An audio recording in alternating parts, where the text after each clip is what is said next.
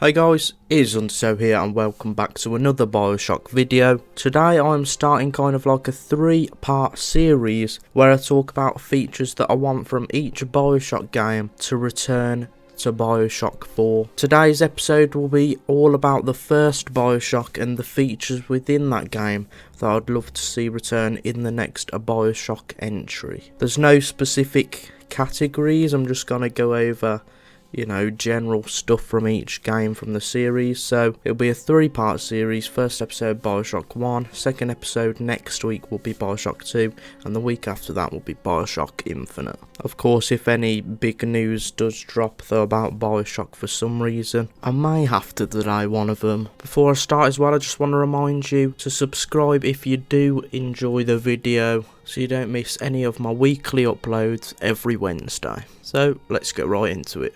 So, because it's the first entry in the series, Bioshock 1 actually brought most of the stuff that we know and love from the Bioshock franchise. First off, it had arguably the best story in the series that really made you question yourself as the player. The first Bioshock story was actually one of the best stories I personally think in the whole history of games. And I do think a story that's as good as Bioshock 1 would be a great thing to add into the 4th Bioshock game. Obviously I do think it'll be super hard to top something like the first Bioshock story, but anything is possible. Of course, the new Bioshock game won't have Ken Levine working on it, which has worried a lot of people in the Bioshock community. But personally, I'm not too worried. We can put our faith in the new people at Cloud Chamber Studios. I don't want to put them down before they've even released a game, really. They've got a lot of devs from the past Bioshock games, and I think they could really do a great job on the story of the next Bioshock game. Next up, obviously, is plasmids. This is one of the main staples of the Bioshock series. This is the gameplay element that really set it apart from a lot of the other games out there. One of the main cool things about Bioshock was that it was a first-person shooter, but it also had an insanely good story, and then also, to top it off, it had plasmids there just to make gameplay really damn cool. Obviously this was in the rest of the series so far as well, so I could put this in each episode really, but Bioshock 1 was the first game to introduce this in the Bioshock series, so I just thought I'd put it in this episode.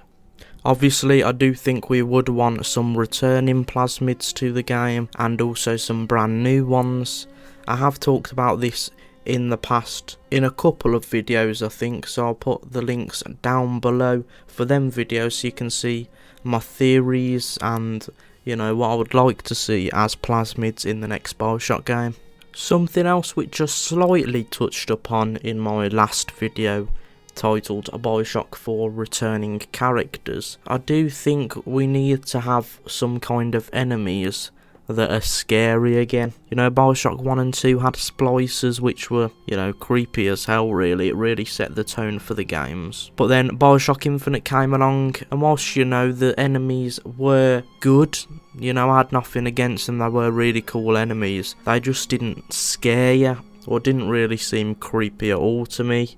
So as I've said in previous videos, I do think Bioshock 4 should go back to that horror kind of vibe, so enemies such as splicers should really return. Obviously you never know though, they could completely pull off like a more Infinite kind of style game for the next Bioshock. We'll just have to wait and see what Cloud Chamber is working on really, and see if it works out for the game. So guys, that's gonna be all for this week's video. If you've enjoyed, please make sure to leave a like on it and subscribe to the channel so you don't miss my new Bioshock videos every Wednesday. Thank you guys for watching, see you later, and peace.